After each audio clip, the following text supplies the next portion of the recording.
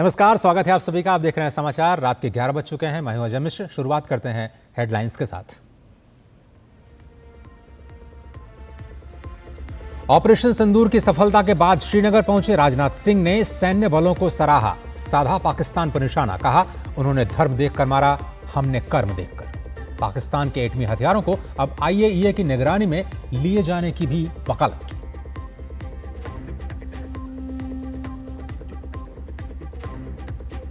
पाकिस्तान के खिलाफ भारत और सख्त। रक्षा मंत्री और विदेश मंत्री दोनों ने फिर किया साफ। कहा, पाकिस्तान से बात सिर्फ आतंकवाद और POK पर होगी। विदेश मंत्री ने कहा, आतंकवाद रोके जाने तक सिंधु जल संधि स्थगित रहेगी।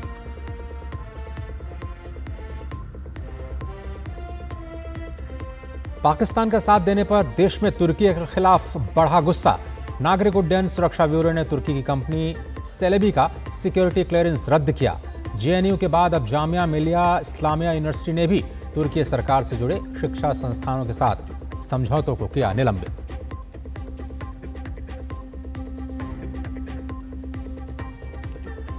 देश भर में जारी है तिरंगे का विजय घोष। ऑपरेशन सिंदूर के शौर्य, पराक्रम और सेना की सफलता का जश्न मनाने के लिए लगातार निकल रही है तिरंगा यात्राएं। लोगों का दिख रहा है जोरदार उत्साह।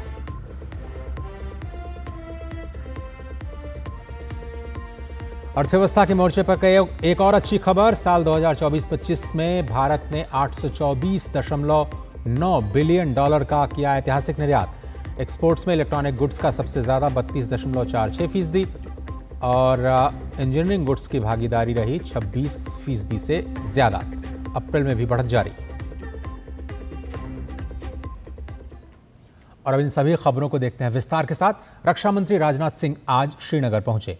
ऑपरेशन सिंदूर की सफलता के बाद यह उनका पहला कश्मीर दौरा है। राजनाथ सिंह ने जवानों के साथ संवाद किया तो बीते दिनों पाकिस्तान के गिराए गए ड्रोन के अवशेषों को भी देखा है।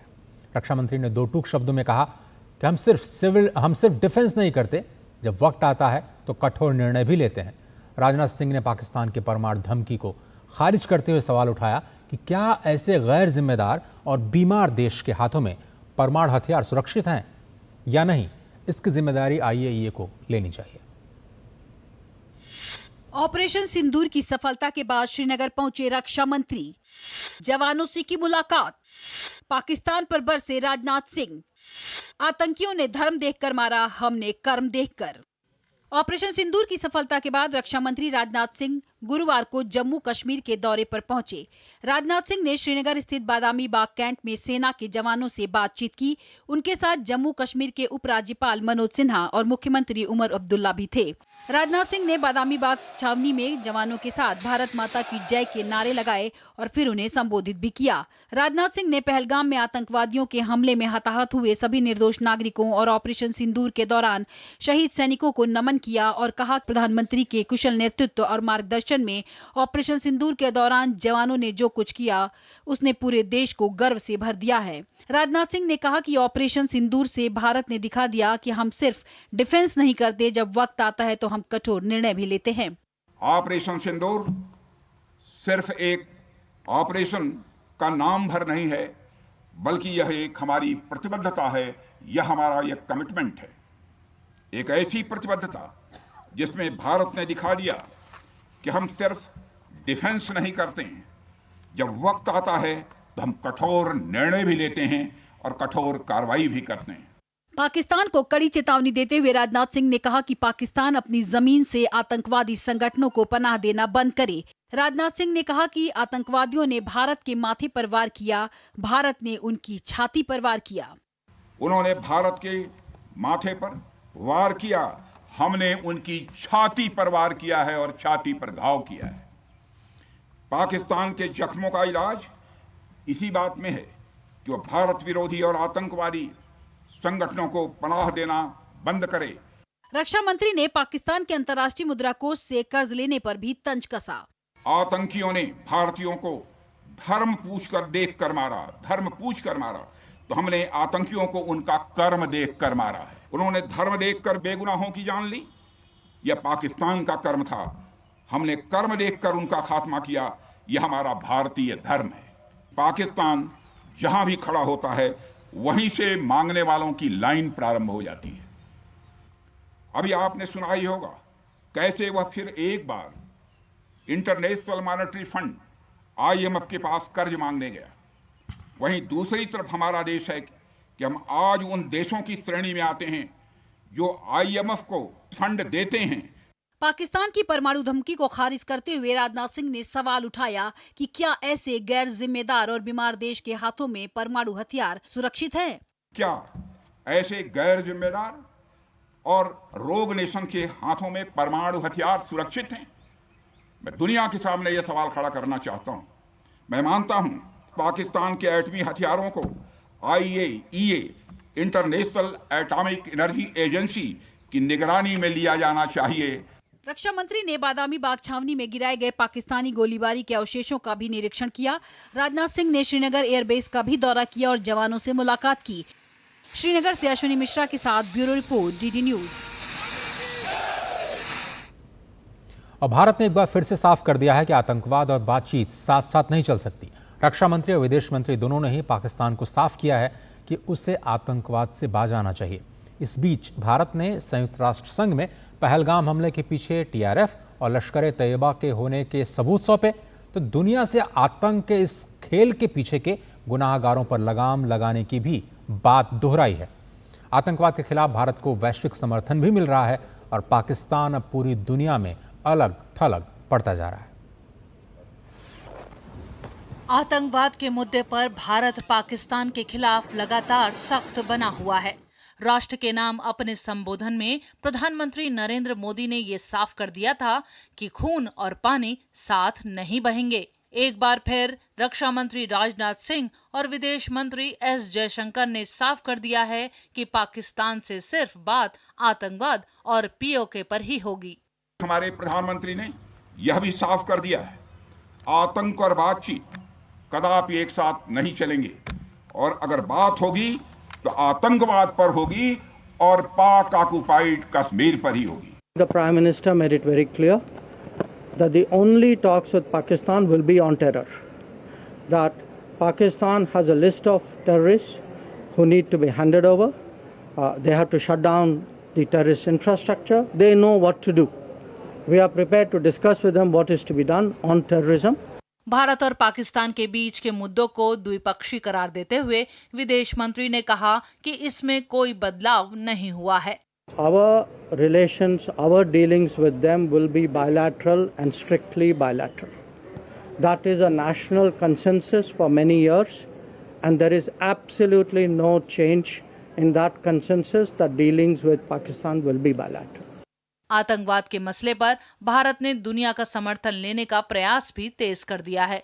सूत्रों के अनुसार भारत सरकार की एक तकनीकी टीम ने कल न्यूयॉर्क में संयुक्त राष्ट्र सुरक्षा परिषद की 1267 सैंक्शन कमेटी की मॉनिटरिंग टीम और कई साझेदार देशों के साथ अहम बैठकें की। टीम ने बैठक में आतंकवादी संगठनों TRF और लश्कर तैयबा की पहलगाम हमले में संलिप्तता से जुड़े सबूत भी सौंपे।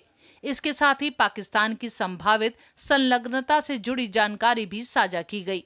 इस टीम ने संयुक्त राष्ट्र के आतंकवाद निरोधक कार्यालय के अधिकारियों से मुलाकात की। बैठकों के दौरान भारत और संयुक्त राष्ट्र एजेंसियों के बीच चल रहे सहयोग पर भी चर्चा हुई, खासकर सुरक्षा परिषद के आतंकवाद निरोधक प्रस्तावों और संयुक्त राष्ट्र की वैश्विक आतंकवाद निरोधी रणनीति के क्रियान्वयन के सिलसिले में। विदेश मंत्री ने भी कहा कि भारत को इस मामले में दुनिया का समर्थन मिल रहा है। We actually got a lot of international support. Many ministers, many leaders called up PM, many ministers called me up. We had a Security Council resolution which very clearly said that the perpetrators of the attack should be held accountable. And on May 7th morning, we held them accountable through the action which was taken through Operation Sindoor.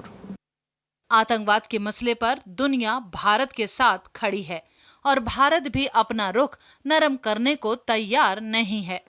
Bureau report, DD news. और operation सिंदूर की सफलता के बाद भी भारतीय सुरक्षा बलों की आतंक के खिलाफ लड़ाई अब भी जारी है। शोपियां के बाद अब त्राल में 3 आतंकी मारे गए और बीते 48 घंटों में सुरक्षा बलों ने 6 आतंकियों को भी उनके अंजाम तक पहुंचा दिया है। इस बीच सेना प्रमुख कश्मीर में अग्रिम चौकियों पर पहुंचे और उन्होंने जवानों का हौसला बढ़ाया। भारत ने चेनाब नदी पर बने बगलिहार जल विद्युत परियोजना बांध के सभी द्वार बंद कर दिए हैं, जिससे नदी का प्रवाह बिल्कुल रुक गया है। विदेश मंत्री जयशंकर ने कहा कि आतंकवाद खत्म होने तक सिंधु जल समझौता निलंबित ही रहेगा। इस बीच पाकिस्तान का समर्थन करने वाले तुर्की और अजरबैजान के सामानों के बहिष्कार का भी सिलसिला देश में शुरू हो चुका है। एविएशन मिनिस्टर भी कश्मीर पहुंचे और उन्होंने मंत्रालय से जुड़ी तैयारियों को परखा है। ऑपरेशन सिंदूर की सफलता के बाद भी सुरक्षा बल जम्मू कश्मीर में पूरी चौकसी बनाए हुए हैं और लगातार तलाशी अभियान चला रहे हैं। त्राल में सुरक्षा बलों और आतंकियों के बीच मुठभेड़ में 3 आतंकवादी मारे गए हैं। इलाके में आतंकवादियों के छिपे होने की खबर के बाद भारतीय सैन्य बलों ने ये कार्रवाई की। इससे पहले संदिग्ध गतिविधि के बारे में विशेष इनपुट मिलने के बाद कड़ी घेराबंदी की गई थी। तलाशी के दौरान सुरक्षा बलों पर भी भारी गोलीबारी हुई। सुरक्षा बलों ने स्थान की घेराबंदी कर दी है। पुलवामा में 48 घंटे में ये दूसरा एनकाउंटर है। इससे पहले मंगलवार को शोपियां में लश्कर के 3 आतंकियों को ढेर किया गया था। भारतीय सेना का उत्साह वर्धन करने के लिए सेना प्रमुख ने चिनार कोर के डैगर डिवीजन सहित श्रीनगर, उरी और ऊंची बस्ती में अग्रिम ठिकानों का दौरा किया। इस दौरान सेना प्रमुख ने कई खतरों का मुकाबला करने में उनके धैर्य, मनोबल और निर्बाध समन्वय की प्रशंसा की। भारतीय सैनिकों की वीरता को भावपूर्ण श्रद्धांजलि देते हुए सेना प्रमुख जनरल उपेंद्र द्विवेदी ने ऑपरेशन सिंदूर के दौरान सैनिकों के असाधारण प्रदर्शन के लिए व्यक्तिगत रूप से बधाई दी। केंद्रीय नागरिक उड्डयन मंत्री किंजरापू राम मोहन नायडू ने श्रीनगर हवाई अड्डे पर सुविधाओं की समीक्षा की और शहर का भी दौरा किया। उन्होंने बताया कि श्रीनगर हवाई अड्डे पर उड़ान संचालन फिर से शुरू हो गया है। उन्होंने कहा कि सरकार ने एक स्पष्ट संदेश दिया है कि हम आतंकवाद के प्रति जीरो टॉलरेंस की नीति रखते हैं।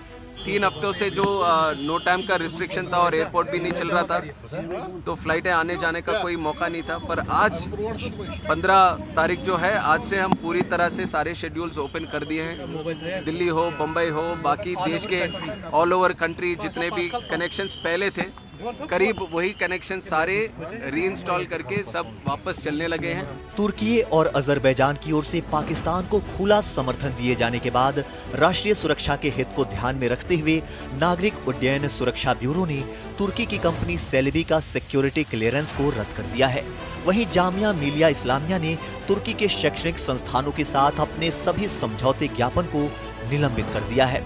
इससे पहले जेएनयू ने भी इसी तरह का कदम उठा चुका है। तुर्की ने तो पूरे खुलेआम से पाकिस्तान का सपोर्ट किया था, तो नेशनल सिक्योरिटी का ये विषय हो गया और इसलिए विकास के माध्यम से इस पूरी सिक्योरिटी को ध्यान में रखते हुए ये जो सेलेबी कंपनी है उसको पूरी तरह से बैन कर दिया है और पूरे देश में जहां उनका काम शुरू था वो काम उनका बंद कर दिया, क्योंकि एक तो सिक्योरिटी का भी इशू है, दूसरी एक जनभावना भी है कि जो कोई हमारे दुश्मन को मदद करेगा वो हमारा दुश्मन होगा।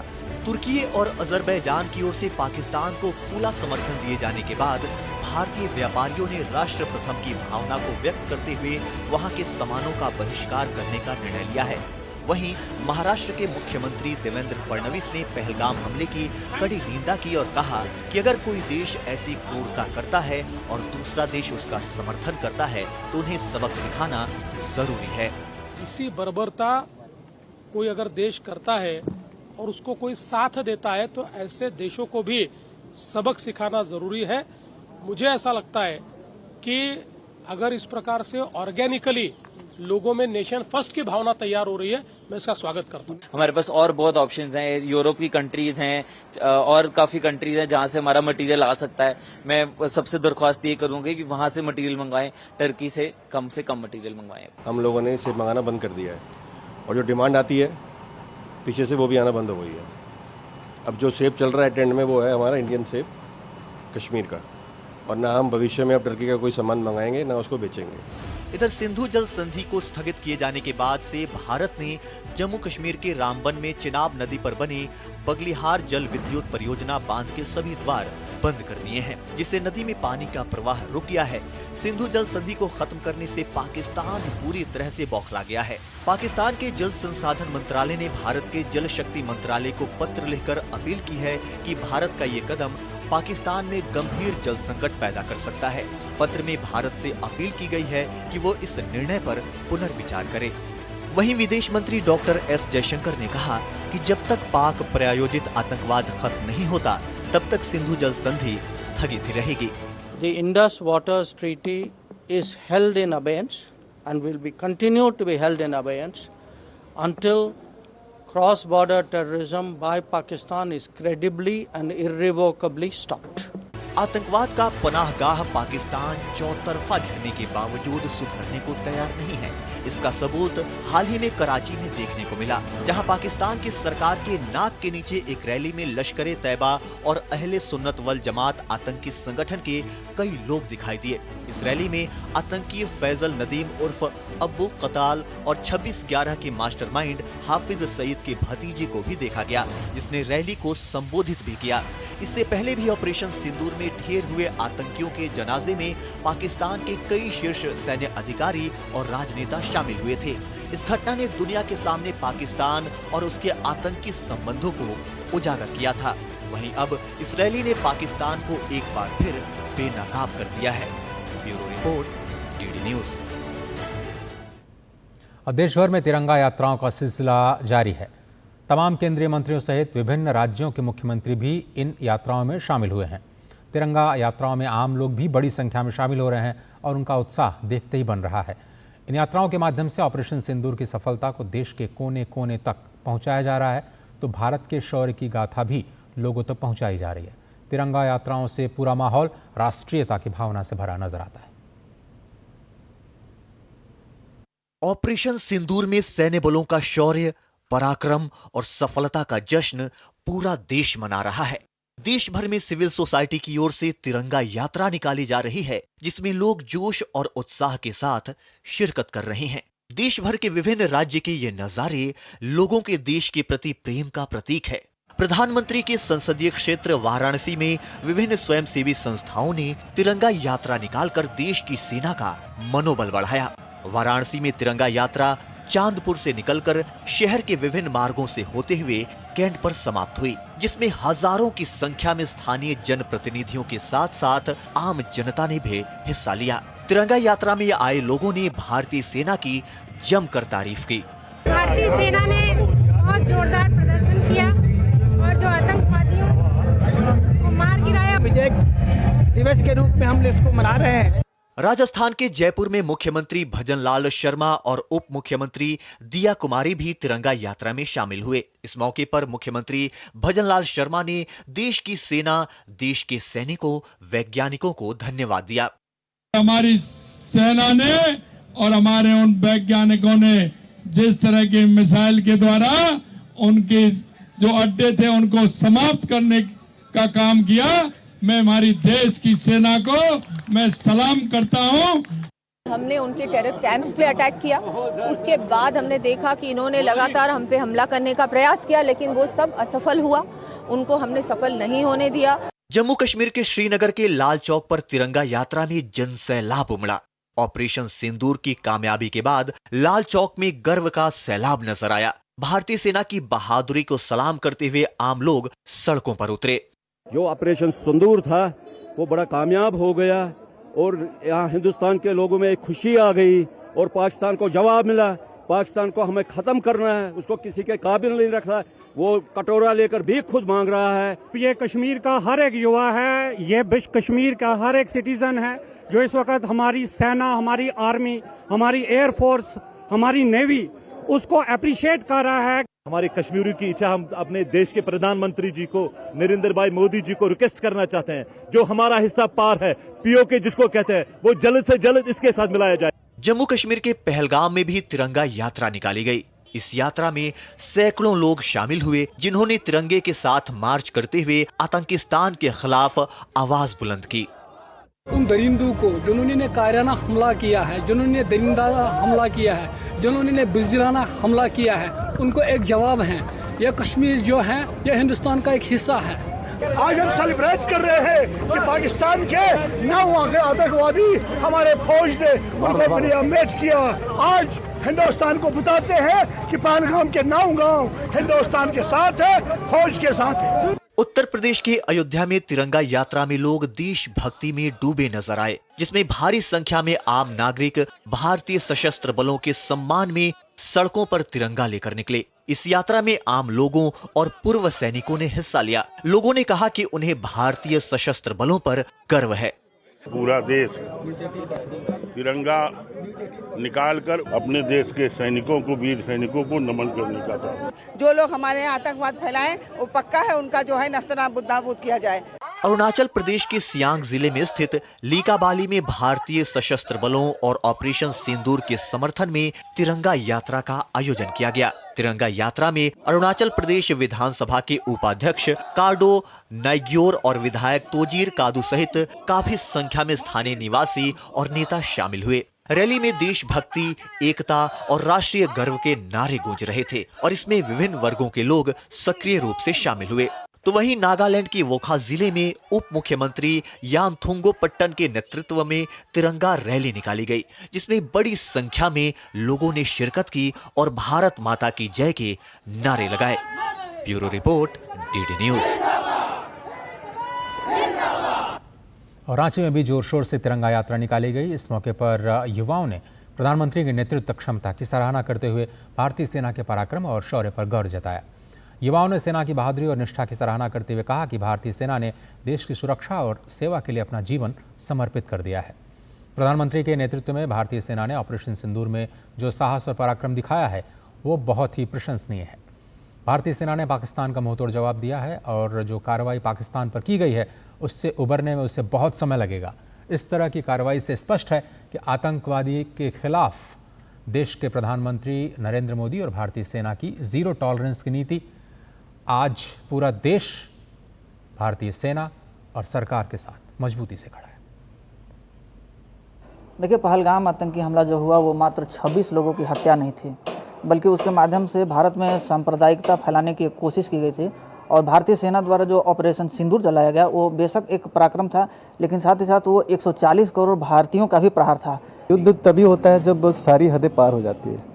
तो पाकिस्तान की तरफ से जो बार बार अटैक होता रहा, आतंकवादी हमले होते रहे, किसी को भी ज़्यादा छूट मिल जाने के कारण वो आगे बढ़ता चला जाता है। तो जो हुआ है बहुत अच्छा हुआ है और हमें अपनी देश की जो सेना है, सरकार है, उस पर गर्व है।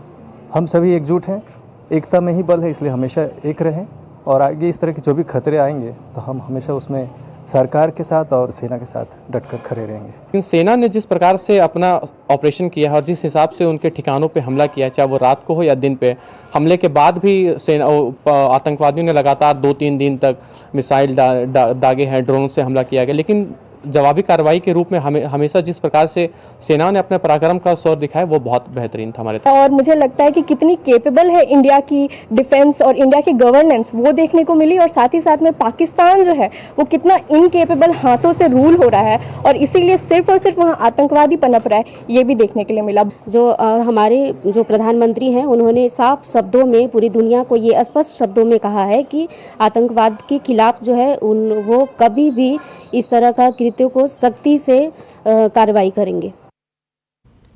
ऑपरेशन सिंदूर की सफलता के बाद सैन्य बलों के शौर्य को सम्मान में शुरू की गई इस राष्ट्रव्यापी तिरंगा यात्रा को देश भर में व्यापक समर्थन मिल रहा है। महाराष्ट्र के अकोला में भी तिरंगा रैली का आयोजन किया गया। राजराजेश्वर महाराज मंदिर से शहर के विभिन्न मार्गों से भव्य मोटरसाइकिल तिरंगा रैली निकाली गई। इस रैली में महिलाओं ने ऑपरेशन सिंदूर के प्रति आभार व्यक्त करते हुए सिंदूर लगाकर रैली में हिस्सा लिया। इस अवसर पर क्षेत्र के सांसद, विधायक और बड़ी संख्या में नागरिक उपस्थित रहे। तिरंगा ध्वज हाथ में लेकर भारत माता की जय के नारे लगाए गए।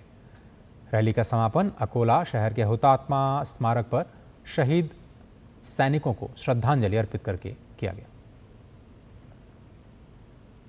हमारी सबकी मनोकामना है कि हमारे देश में अमन शांति बनी रहे और हमारा देश आगे बढ़ता रहे और दुश्मन को एक मुंह तोड़ जवाब दे अगर उन्होंने आंख भी उठाई तो। नरेंद्र जी, मोदी जी, उनका बहुत बहुत धन्यवाद।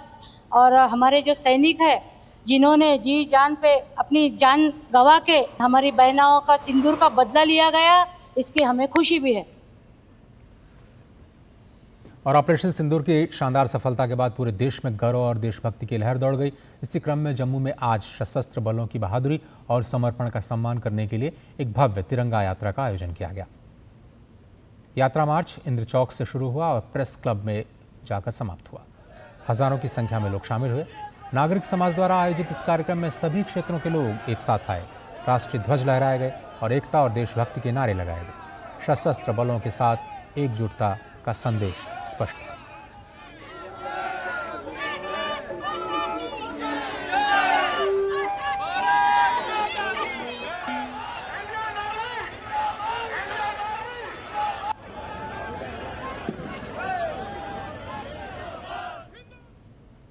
अब मध्य प्रदेश के जबलपुर डिवीजन के नरसिंहपुर में भी वेस्टर्न सेंट्रल रेलवे के सौजन्य से तिरंगा यात्रा निकाली गई, जिसमें देशभक्ति का अदम्य जज्बा देखने को मिला।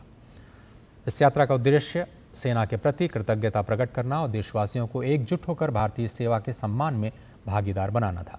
रेलवे अधिकारियों ने बताया कि आज पूरा भारत एकजुट है और यही एकता पाकिस्तान के मंसूबों को नाकाम कर रही है। तिरंगा यात्रा के दौरान लोगों ने मिठाइयाँ बांटी और ऑपरेशन सिंदूर की सफलता का जश्न मनाया।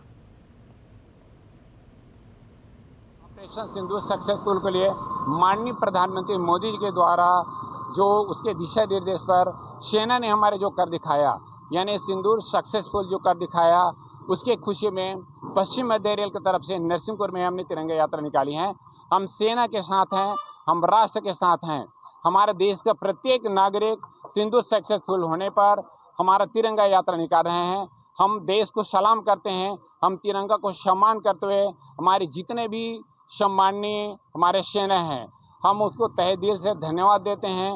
भारतीय सेना ने जो शौर्य दिखाया है, उनका सभी भारतीयों का सिर गर्व से ऊंचा हो गया है और पूरे भारतीयों के साथ साथ हम रेल परिवार भी उतना ही खुश है। और आज हम रेल परिवार की तरफ से पूरे भारतीयों के साथ इसको शौर्य दिवस के रूप में तिरंगा यात्रा निकाल रहे हैं, जो हमारी ऑपरेशन सिंदूर की सफलता के लिए ताकि वही बधाई उन तक पहुँच सके, हमारे वीर जवानों तक पहुँच सके। हमारे सिंदूर ऑपरेशन सक्सेसफुल के लिए निकाली जा रही है। हमारे पश्चिम मध्य रेल के सभी साथी हमारे देश के सैनिकों के लिए आभार व्यक्त करते हैं, उनको सैल्यूट करते हैं कि उन्होंने हमारे देश के सम्मान के लिए, रक्षा के लिए युद्ध लड़ा।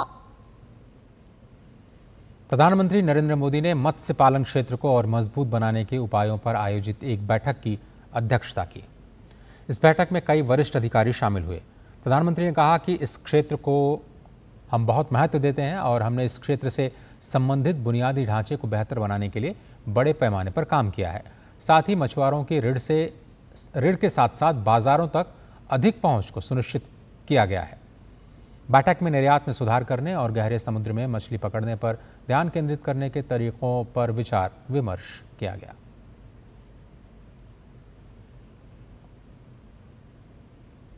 पहलगाम आतंकी हमले के जवाबी कार्रवाई ऑपरेशन सिंदूर में विंग कमांडर व्योमिका सिंह ने महत्वपूर्ण भूमिका निभाई। वहीं दूसरी ओर सपा नेता रामगोपाल यादव ने विंग कमांडर व्योमिका सिंह पर विवादित टिप्पणी कर दी। इस पर उत्तर प्रदेश के मुख्यमंत्री ने योगी आदित्यनाथ जी ने अपने सोशल मीडिया प्लेटफॉर्म एक्स पर लिखा, सेना की वर्दी जातिवादी चश्मे से नहीं देखी जाती है। भारतीय सेना का प्रत्येक सैनिक राष्ट्र धर्म निभाता है, न कि किसी जाति या मजहब का प्रतिनिधि होता है। समाजवादी पार्टी के राष्ट्रीय महासचिव द्वारा एक वीरांगना बेटी को जाति की परिधि में बांधना न केवल उनकी पार्टी की संकुचित सोच का प्रदर्शन है, बल्कि सेना के शौर्य और देश की अस्मिता का भी घोर अपमान है। ये वही मानसिकता है जो तुष्टीकरण और वोट बैंक की राजनीति में राष्ट्रभक्ति तक को बांटने का दुस्साहस करती है। इस विकृत जातिवादी सोच को जनता फिर जवाब देगी। विंग कमांडर व्योमिका सिंह का अपमान केवल व्योमिका सिंह का अपमान नहीं है, वो भारत की बेटी का अपमान है, हर भारतीय का अपमान है। जाति के आधार पर हमारी वीरांगना का अपमान कर समाजवादी पार्टी ने अपनी नीच मानसिकता और महिला विरोधी सोच को उजागर करने का काम किया है। रामगोपाल यादव जी का बयान शर्मनाक, निंदनीय और हर भारतीय वायुसेना के हर जवान का अपमान है। ये नया भारत है, यहाँ जन्म से नहीं कर्म से पहचान होती है। और भारत के भगोड़े नीरव मोदी की मुश्किलें एक बार फिर से बढ़ गई हैं। भगोड़े हीरा कारोबारी नीरव मोदी ने जमानत के लिए लंदन की एक अदालत में याचिका दाखिल की थी। याचिका में नीरव ने अदालत से भारत प्रत्यर्पण तक उसे जमानत पर रिहा करने का अनुरोध किया था, लेकिन सीबीआई और जांच एजेंसियों के प्रयासों के बाद उसकी जमानत याचिका को खारिज कर दिया गया। भगोड़ा नीरव मोदी भारत में पंजाब नेशनल बैंक के साथ करीब 2 अरब डॉलर की बैंक धोखाधड़ी और मनी लॉन्ड्रिंग आरोपी के मामले में आरोपी है।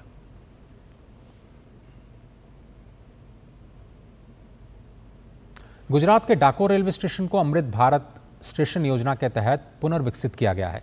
रेल मंत्री अश्विनी वैष्णव ने सोशल मीडिया एक्स पर एक वीडियो शेयर किया। अमृत भारत स्टेशन योजना के तहत देश भर के लगभग 1300 रेलवे स्टेशन का आधुनिकीकरण और पुनर्विकास किया जा रहा है। प्रत्येक स्टेशन के निर्माण में उस क्षेत्र की स्थानीय संस्कृति, विरासत और वास्तुकला से प्रेरणा लेने पर जोर दिया गया है। मैं यहाँ डाकोर का रहने वाला हूँ। डेली हम यहाँ से लोकल ट्रेन में मुसाफरी करते हैं। पहले डाकोर में कुछ भी नहीं था, अब बढ़िया मतलब डेवलप कर दिया है। तो पहले कोई सुविधा भी नहीं थी, अब बहुत सारी सुविधाएं हैं।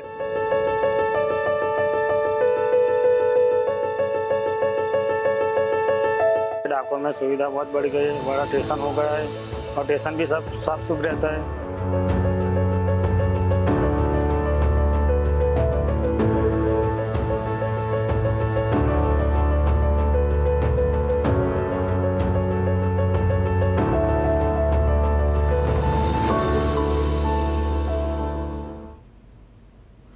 जयपुर में पूर्व उपराष्ट्रपति भैरव सिंह शेखावत की पुण्यतिथि पर एक कार्यक्रम का आयोजन किया गया।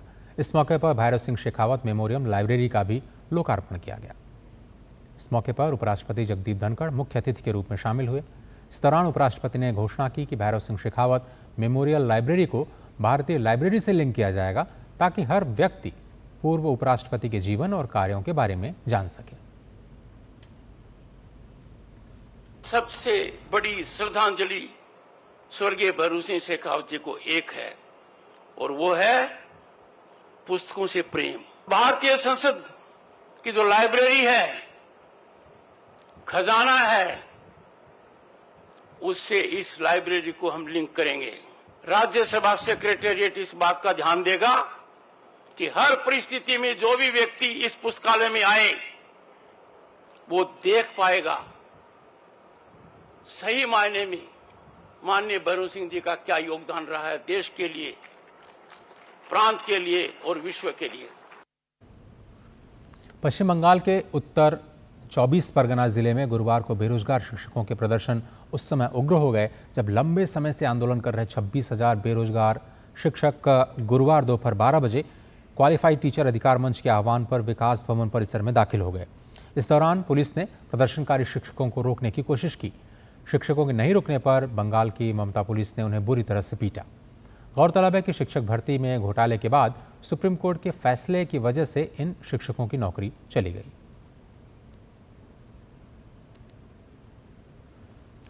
और देश के निर्यात में ऐतिहासिक वृद्धि दर्ज की गई है। वाणिज्य मंत्रालय द्वारा बुधवार को जारी आंकड़ों के अनुसार माल और सेवाओं सहित भारत का कुल निर्यात अप्रैल 2025 में तेजी से बढ़कर के 73.8 बिलियन अमेरिकी डॉलर हो गया, जो पिछले साल इसी महीने के 65.48 बिलियन अमेरिकी डॉलर से 12.7% की वृद्धि दिखाता है। 2024-25 वित्तीय वर्ष में समूचे निर्यात में इलेक्ट्रॉनिक्स वस्तुओं का हिस्सा सबसे ज़्यादा करीब 32% रहा। दूसरे स्थान पर इंजीनियरिंग वस्तुएं रहीं जिनका निर्यात का आंकड़ा 26.67% रहा। कृषि और संबंधित क्षेत्र का आंकड़ा 11.19% और फार्मा का हिस्सा 9.4% रहा। आंकड़ों से पता चलता है कि कुल आयात अप्रैल 2025 में 82.45 बिलियन अमेरिकी डॉलर तक पहुंच गया है।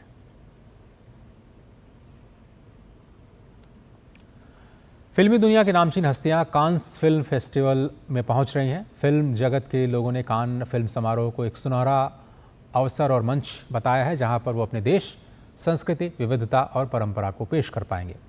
कान फिल्म महोत्सव से दुनिया के सबसे बड़े फिल्म बाजारों की भी एक झलक देखने को मिलेगी।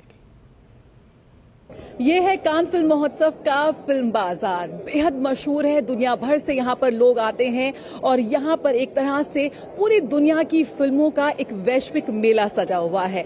दुनिया के तमाम देश यहाँ पर मौजूद हैं, शिरकत कर रहे हैं और हर देश अपने देश की कला, संस्कृति और कहानियों को यहाँ प्रस्तुत कर रहा है। आप मेरे पीछे देख सकते हैं, बहुत ही बड़ा इटालियन पेविलियन लगा हुआ है, उसके पीछे अमेरिकन पेविलियन है। ये तमाम देश यहाँ पहुंचे हैं और अपने अपने देशों की जो फिल्म मार्केट है उसे यहाँ प्रस्तुत प्रस्तुत कर रहे हैं।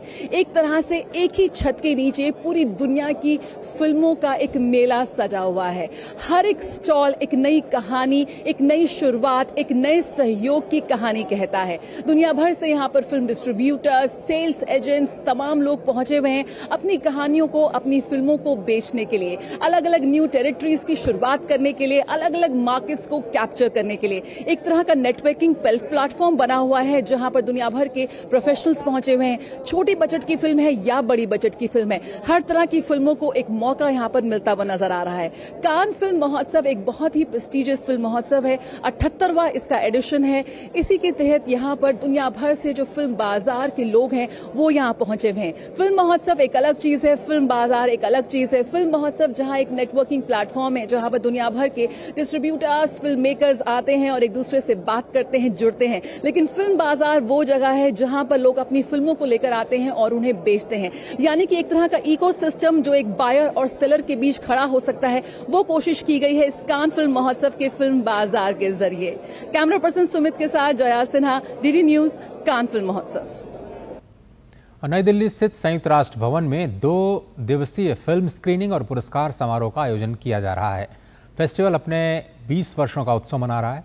इस वर्ष 200 से ज़्यादा प्रविष्टियां प्राप्त हुई हैं, जिनमें से 3 श्रेणियों 10, 30 और 120 मिनट की फिल्मों में विजेताओं का चयन किया गया है। इस समारोह में उन निर्देशकों को सम्मानित किया गया जिनके कार्य रचनात्मक उत्कृष्टता, प्रामाणिकता और सामाजिक प्रभाव के लिए विशेष रूप से सराहे गए। ये फिल्में विकलांगता से जुड़ी विविध कहानियाँ और सामाजिक योगदान को उजागर करती हैं। पुरस्कार समारोह के साथ ही गोवा में होने वाले आगामी purple international we care film festival की घोषणा भी कर दी गई है, जो पर्पल फेस्टिवल के दौरान आयोजित किया जाएगा।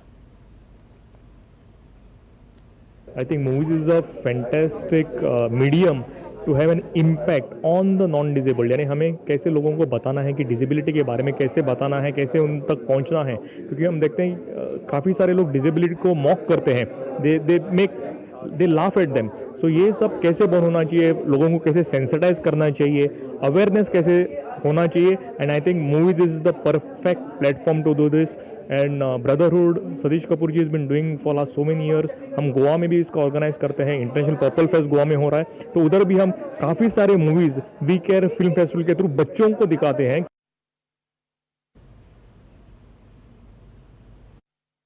इंटरेस्टिंग रही है वी केयर फिल्म फेस्टिवल को लेके। कहीं ना कहीं मेरे दिमाग में था कि जो मीडिया एक बहुत इम्पैक्टफुल है। जब हमने पब्लिक को दिखाई और पब्लिक में जाने से ये पता लगा कि जब बच्चों को दिखा रहे हैं, एडल्ट्स को दिखा रहे हैं, बच्चे बोलते हैं सर आज हम किसी को पागल नहीं बोलेंगे आज के बाद। बच्चे बड़े आके बोलते हैं कि देखिए हमको इतनी प्रॉब्लम्स हैं, इतनी बीमारियां हैं, वो कुछ भी नहीं इनके सामने। तो मतलब एक मोटिवेशन हमको मिलता है कि हमसे ज़्यादा उनको प्रॉब्लम है। और आइए नजर डालते हैं दिन भर के कुछ और महत्वपूर्ण खबरों पर फटाफट अंदाज में।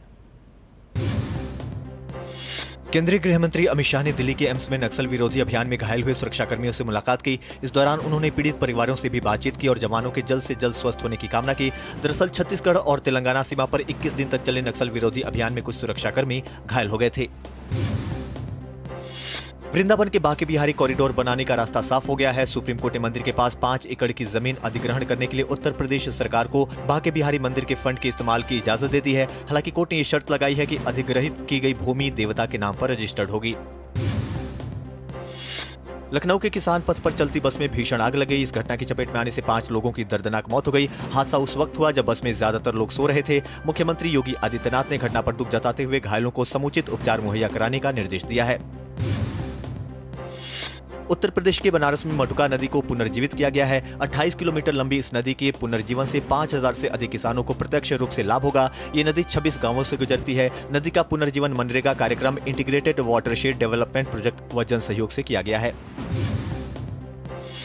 मुख्य चुनाव आयुक्त ज्ञानेश कुमार ने गुरुवार को निर्वाचन सदन में आम आदमी पार्टी के साथ बातचीत की। ये बैठक निर्वाचन आयुक्त द्वारा विभिन्न राष्ट्रीय और राज्य राजनीतिक दलों के अध्यक्षों के साथ की जा रही बातचीत के क्रम में आयोजित की गई। बैठक में अरविंद केजरीवाल भी मौजूद रहे। नई दिल्ली के संयुक्त राष्ट्र भवन में 2 दिवसीय फिल्म स्क्रीनिंग और पुरस्कार समारोह का आयोजन किया गया। फेस्टिवल के लिए इस साल 200 से अधिक प्रविष्टियां प्राप्त हुई। फेस्टिवल के अंतिम दिन बेहतरीन फिल्मों के निर्माण करने वाले निर्देशकों को सम्मानित किया गया। दिल्ली के सफदरजंग अस्पताल के ब्लड बैंक के सहयोग से ऑपरेशन सिंदूर नामक रक्तदान शिविर का सफल आयोजन किया गया। ब्लड डोनेशन कैंप में कुल 85 यूनिट रक्त एकत्र हुआ। इस ब्लड डोनेशन कैंप का उद्घाटन केंद्रीय स्वास्थ्य एवं परिवार कल्याण राज्य मंत्री प्रताप राव जाधव ने किया। दिल्ली में भलस्वा, गाजीपुर और ओखला लैंडफिल साइट्स पर हरियाली को बढ़ावा देने के लिए अब दिल्ली की रेखा गुप्ता सरकार ने बायोमाइनिंग और लैंड रिक्लेमेशन का काम तेज करने का फैसला लिया है। हमारे वरिष्ठ सहयोगी अमरेंद्र गुप्ता के साथ विशेष बातचीत में दिल्ली के पर्यावरण मंत्री मनजिंदर सिंह सिरसा ने कहा कि इन परियोजनाओं का मकसद कचरे के पहाड़ों को हटाकर इन स्थानों को हरित क्षेत्र में तब्दील करना है। दिल्ली के पर्यावरण मंत्री मनजिंदर सिंह सिरसा हमारे साथ हैं। सर, दिल्ली सरकार बनने के बाद पर्यावरण की ओर लगातार काम हो रहा है और आज आपका ये विजिट ही दिखाता है कि दिल्ली में कूड़े के पहाड़ थे, एक चिंता का विषय था जिसमें आप लगातार आगे बढ़ रहे हैं। बिल्कुल जी, कूड़े के पहाड़, जैसे पाकिस्तान हमें गंदा पड़ोसी मिला है, ऐसे कूड़े के पहाड़ भी हमें लेगेसी में मिले हैं। उसको सुधार दिया, इसको भी सुधार रहे हैं। और जैसे डायनासोर लुप्त हो गए इस देश में से, दुनिया में से, इसी तरह कूड़े के पहाड़ लुप्त होने जा रहे हैं। और मैं बताना चाहता हूं दिल्ली वासियों को, 2000 जहां हम खड़े हैं, ये ओखला का जो कूड़े के पहाड़ हैं, 2025 अक्टूबर तक ही ये आपको दिखने बंद हो जाएंगे। लगभग 20 लाख मैट्रिक टन कूड़ा जो पुराना पड़ा है, लेगेसी का है, वो यहाँ से हम अगले 4-5 महीनों में और हटाएंगे। 10 लाख मैट्रिक टन कूड़ा फिर दोबारा से इसमें टेंडर करेंगे और लगभग 2028 से पहले दिल्ली के 100% कूड़ा घर, 100% कूड़े के पहाड़ खत्म हो जाएंगे और ज़मीन पर आ जाएंगे। बिल्कुल ग्रीनरी और पेड़ और पौधे लग के और पार्क बने की स्थिति में होंगे, बार बन चुके होंगे। ये जो मोदी जी का संकल्प था दिल्ली के लिए, और हमने कहा था हम कूड़े के पहाड़ हटाएंगे, उसकी तरफ हमारे कदम अग्रसर है। संकल्प के साथ आपकी सरकार काम कर रही हो, 2028 का टारगेट आपने किया है, तो यानी कि माना जाए तो 10 साल आपदा की सरकार जिसे आप कहते हैं, उन्होंने जो दिल्ली की मूल समस्याएं थी उसको दरकिनार किया और ये तो बहुत बड़ा एक चैलेंज था। स्वास्थ्य आम आदमी पार्टी कब कह रही है कि उन्होंने किया है? वो तो खुद ही कह रहे हैं हम पैसे बनाने के लिए आए थे, 10 साल में खूब बना लिए हैं, अब वो पंजाब चलेंगे पैसे बनाने के लिए। अब वहाँ जाके शराब पी कर लोग मर रहे हैं। जो पहले नर्क यहाँ था और वो सारे दिल्ली के लोग पकड़े गए, दिल्ली के कारोबारी शराब करने गए, पकड़े गए। तो आम आदमी पार्टी का तो मकसद ही लूटना था। अब लुटेरे 10 साल तक लूटते रहे और दिल्ली के लोग उनको नहीं समझ पाए, अलग बात है, पर जब समझ लिया तब घर बिठा दिया। आपके मंत्रालय में लगातार कई सारे काम चल रहे हैं। आने वाले कुछ सालों में अगर प्राथमिकता के तौर पर दिल्ली में आपका मंत्रालय किस तरह से? हमारा सबसे पहला टारगेट ये है, दिल्ली के अंदर अभी तक ई वेस्ट जो है, जो हमारे मोबाइल और ये सारी चीज़ों से, इसका भी अभी तक संभालने का कोई काम नहीं था। ये जहर का काम करती है, बहुत बड़ा कैंसर से आपको देने का काम करती है। अब हम इस पे भी काम कर रहे हैं। हम दिल्ली के अंदर ई वेस्ट भी जो है उसको सही जगह पे संभाला जा सके, उसको ख़त्म करने के लिए एक सरकारी तंत्र हो, उसके ऊपर बहुत बड़ा हम काम कर रहे हैं। ये अपने आप में हिस्टोरिकल होने जा रहा है। पूरे देश में तिरंगा यात्रा निकाली जा रही है, गर्व का पल है। आज मेरे देश की सेना इतनी ताकतवर है कि आप देखिए, पाकिस्तान के अंदर जाके उनको तबाह करना, उनके आतंकियों को तबाह करना। और ये हम नहीं कह रहे, पाकिस्तान की सरकार कह रही है कि आतंकी मारेगी, उनको 14 करोड़ रुपया भी खमियाजा में दिया। तो ये मेरे देश की सेना की जो वीरता है, इसकी गाथाएं हम स्कूल में, कॉलेज से गाते आए हैं, लेकिन हमने अपने आप उस पराक्रम को देखने का काम हमें जो इस बार मिला है, ये पूरा देश आज गदगद है और पूरा देश हमारी इस आर्मी को, एयरफोर्स को, नेवी को सलूट करता है। तिरंगा यात्रा के रूप में दिल्ली के लोग जब सड़कों पर उतरे तो दिल्ली के लोगों ने बताया कि हमारे मन में कितना जश्न है, हमारे मन में कितना जोश है और हम कितना अपनी आर्मी का सम्मान करते हैं। दिल्ली सरकार लगातार पर्यावरण के क्षेत्र में काम कर रही है और सरकार का टारगेट है कि 2028 तक दिल्ली के पर्यावरण की चिंता को लेकर जो कदम उठाए जाएं, वो उसके सारे प्रोजेक्ट पूरे किए जाएं और साथ में जो कूड़े के पहाड़ है उसको भी दिल्ली से खत्म किया जाए। कैमरामैन उत्तम सिंह के साथ अमरेंद्र गुप्ता, डीडी न्यूज, दिल्ली। खेलो इंडिया यूथ गेम्स 2025 का पटना स्थित पाटलिपुत्र स्पोर्ट्स कॉम्प्लेक्स में रंगारंग कार्यक्रम के साथ सफल समापन हुआ, जिसमें राज्य ने न केवल खेल प्रतिभा बल्कि मेजबानी के स्तर पर भी पूरे देश का ध्यान अपनी ओर खींचा है। 4 मई से 15 मई तक चले इस भव्य आयोजन में देश भर के 10,000 से ज़्यादा खिलाड़ियों और उनके सहयोगी दलों ने हिस्सा लिया। समापन समारोह में बिहार के उप मुख्यमंत्री सम्राट चौधरी, केंद्रीय युवा खेल राज्य मंत्री निखिल खड़से और मुख्य सचिव अमृतलाल मीणा ने खिलाड़ियों का उत्साहवर्धन करते हुए बिहार की नई खेल पहचान को सराहा है। बिहार में आयोजित खेलो इंडिया यूथ गेम्स 2025 का समापन शानदार रंगारंग कार्यक्रम के साथ हुआ। पटना के पाटलिपुत्र खेल परिसर में आयोजित समापन समारोह में बिहार के उप मुख्यमंत्री सम्राट चौधरी, खेल राज्य मंत्री रक्षा गडसे, बिहार खेल मंत्री सुरेंद्र मेहता और स्पोर्ट्स अथॉरिटी ऑफ इंडिया के एडीजी मयंक श्रीवास्तव सहित अन्य गणमान्य अतिथि मौजूद रहे। कार्यक्रम के दौरान बिहार के उप मुख्यमंत्री सम्राट चौधरी और खेल मंत्री रक्षा गडसे ने बेहतरीन प्रदर्शन करने वाले खिलाड़ियों को जीत की ट्रॉफी देकर सम्मानित किया। इस मौके पर बिहार के उप मुख्यमंत्री सम्राट चौधरी ने युवाओं को खेलो इंडिया यूथ गेम्स जैसा मंच देने के लिए पीएम मोदी का आभार व्यक्त किया। देखिए, ये गौरव का क्षण है, इतना बड़ा आयोजन यदि आज प्रधानमंत्री जी और माननीय मुख्यमंत्री जी के आशीर्वाद से हुआ, ये ऐतिहासिक पल है बिहार जैसे राज्य के लिए, जो विकास के लिए आगे बढ़ रहे हैं, समृद्धि की ओर जा रहा है। आगे बिहार के बच्चे भी मुख्य धारा में आएंगे। 600 से अधिक परसेंटेज में हमारे बच्चों ने सफलता प्राप्त किया।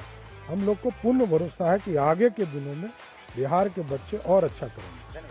इस मौके पर खेल राज्य मंत्री रक्षा गडसे ने बिहार में आयोजित खेलो इंडिया यूथ गेम्स के सफल आयोजन को लेकर अपनी खुशी जाहिर करते हुए कहा कि खेलो इंडिया यूथ गेम्स का आयोजन बिहार में एक नई खेल संस्कृति को जन्म देगा।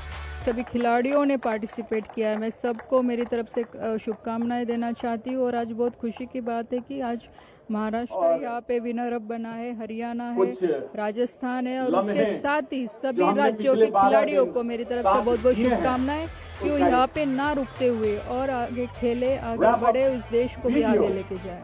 खेलेगा इंडिया तो खेलेगा इंडिया के लक्ष्य को साधते हुए जमीनी स्तर पर खेलों को बढ़ावा देने वाले खेलो इंडिया यूथ गेम्स 2025 में 8,500 से अधिक एथलीटों ने अपने खेल के हुनर का प्रदर्शन किया, जो कि खेलो इंडिया यूथ गेम्स में अब तक की सबसे बड़ी भागीदारी रही। खेलो इंडिया यूथ गेम्स 2025 पर पहली बार आयोजित हुए खेलो इंडिया यूथ गेम्स 2025 में न सिर्फ खिलाड़ियों को एक अनोखा अनुभव प्राप्त हुआ, बल्कि यह आयोजन बिहार के लिए भी यादगार साबित हुआ। कैमरामैन शिव के साथ मैं सुशील कुमार, डीडी न्यूज, पटना। और खेलों में योगासन के शामिल होने के बाद इसे और ज़्यादा विस्तार मिल रहा है। बिहार में खेलो इंडिया यूथ गेम्स में योगासन प्रतिस्पर्धा में प्रतिभागियों का ज़बरदस्त प्रदर्शन देखने को मिला। आर्टिस्टिक योगासन हो या फिर ट्रेडिशनल इवेंट, सभी प्रतियोगिताओं में खिलाड़ियों ने स्वर्ण पदक जीते। स्वर्ण पदक विजेता खिलाड़ियों से खास बातचीत की हमारे संवाददाता सुशील कुमार ने। खेलो इंडिया यूथ गेम्स में योगासन के आर्टिस्टिक पेयर इवेंट में स्वर्ण पदक विजेता हमारे साथ मौजूद हैं, इनसे बात करेंगे। बहुत बहुत स्वागत है, आप दोनों के पास स्वर्ण पदक है। प्रतियोगिता के बारे में बताइए कि कितना टफ था और प्रतियोगिता में जो है कितने चैलेंजिंग थी? प्रतियोगिता बहुत ही ज़्यादा टफ थी। इसमें अलग अलग स्टेट्स के 8 टोटल करके होस्ट स्टेट और वाइल्ड कार्ड एंट्री करके 8 पेयर्स थे। उसके अंदर सबके एक एक परफॉर्मेंस हुई और उसके बाद में हमने उसमें टॉप स्कोर करके गोल्ड मेडल लिया। आपका ये कौन सा खेलो इंडिया गेम है? आप देखने में तो बहुत युवा लग रहे हैं। जी, मेरा ये सेकंड खेलो इंडिया है और फर्स्ट के अंदर मैंने ट्रेडिशनल इवेंट में सेकंड मेडल मतलब सिल्वर मेडल जीता है और अभी मैंने गोल्ड मेडल जीता है। आप इन दोनों के कोच हैं। जी सर। युवा बच्चों को योगासन अभी शुरू हुए कुछ ही साल हुए हैं खेल के क्षेत्र में, जैसे अपने जो एक नया मुकाम हासिल करा योगासन प्रतियोगिता भी हमने देखी, एक उच्च स्तर की प्रतियोगिता थी। आपसे ये जानना चाहेंगे कि जब आप बच्चों को तैयार करते हैं तो क्या कुछ एक खेल को लेकर क्या कुछ आपके दिमाग में होता है? योगा हमारा ट्रेडिशनल गेम है इंडिया का, तो उसके बाद में ये आया है स्पोर्ट्स में तो बहुत अच्छा फ़ायदा मिल रहा है। आज एशियंस भी हुआ है, फर्स्ट टाइम अभी 1 महीने पहले दिल्ली में एशियंस हुआ है। तो बच्चे जब ऐसे लेवल पे मेडल लेके आते हैं तो दूसरे भी मोटिवेट होते हैं कि स्पोर्ट्स में योगा में हम भी मेडल ला सकते हैं। क्या लगता है कि भविष्य जो है योगासन का कितना उज्जवल है? सर भविष्य तो हम लोग तो अपने तरफ से यही चाहेंगे कि 2036 जो भारत होस्ट कर रहा है ओलंपिक, उसमें भी योगासन हो, उसमें भी हमारे भारत के बच्चे मेडल लेके और देश का नाम रोशन करें। इस तरह से योगासन का स्तर दिन पर दिन ऊपर चढ़ रहा है। योग लोग समझ रहे हैं, योगासन में लगातार खिलाड़ियों का जो है पार्टिसिपेशन बढ़ रहा है। अभी हाल फिलहाल में योगासन का एशियन चैंपियनशिप हुआ और आने वाले समय में एशियाई खेलों में भी योगासन के खिलाड़ी अपने खेल का हुनर दिखाते हुए नजर आएंगे। कैमरामैन शिव के साथ मैं सुशील कुमार, डीडी न्यूज। और खेलो इंडिया यूथ गेम्स आज समाप्त हो रहे हैं, लेकिन इन खेलों के दरमियान जहां एक तरफ खिलाड़ियों का दमखम नजर आया तो वहीं कुछ मेजबान स्थल भी ऐसे रहे जो पर्यटन के लिहाज से काफ़ी आकर्षक नजर आए। ऐसा ही एक स्थल था राजगीर। पेश है हमारे संवाददाता सुशील कुमार की ये रिपोर्ट।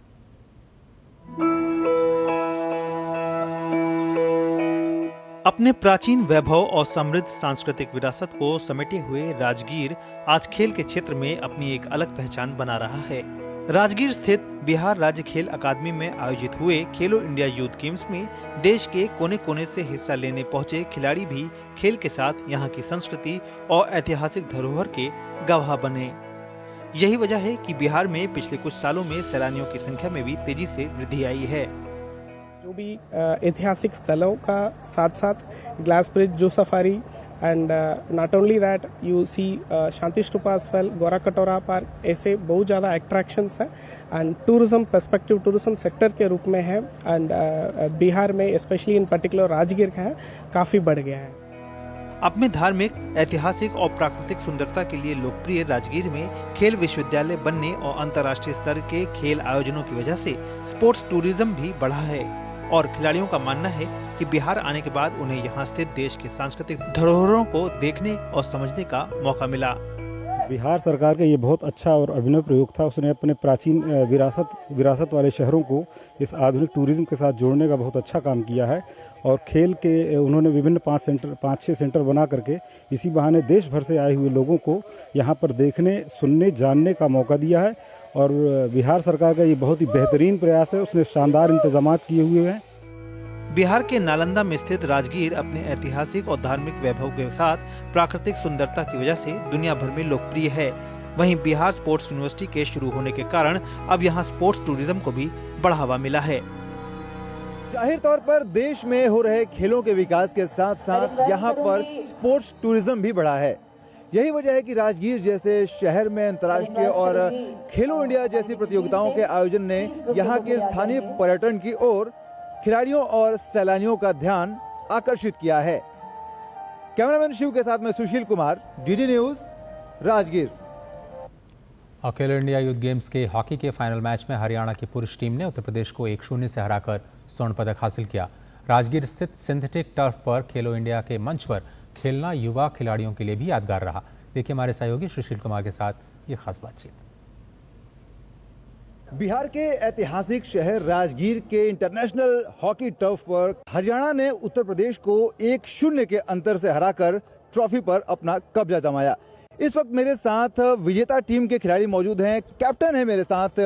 कैप्टन, ये बताइए कि जिस तरह से हमने मैच देखा है, कांटे की टक्कर थी, 0 से आपने मुकाबला जीता, क्या कहेंगे? मतलब जो खेलो इंडिया के मंच पर जो ये आपने कंपटीशन देखा, जो ये कड़ा मुकाबला देखा, इसके बारे में?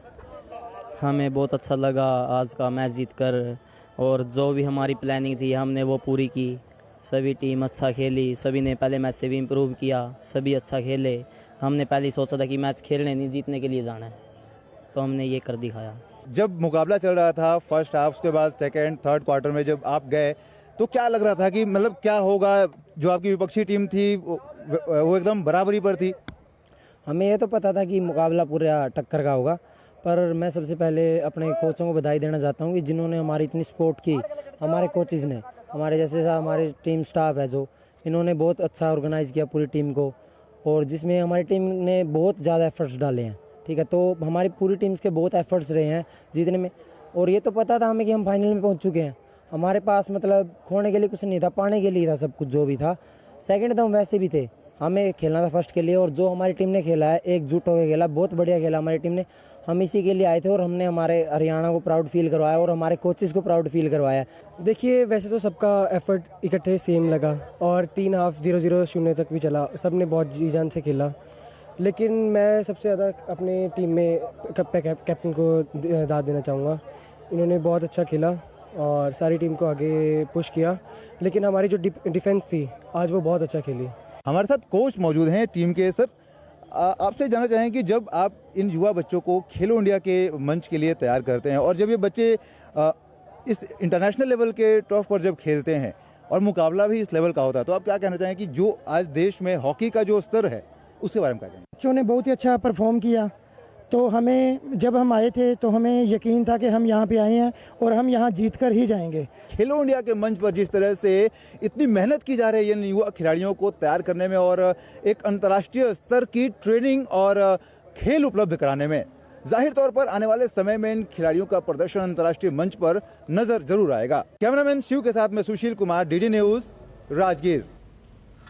और इस समाचार बुलेटिन में फिलहाल इतना ही। पूरी टीम को दीजिए इजाजत। नमस्कार।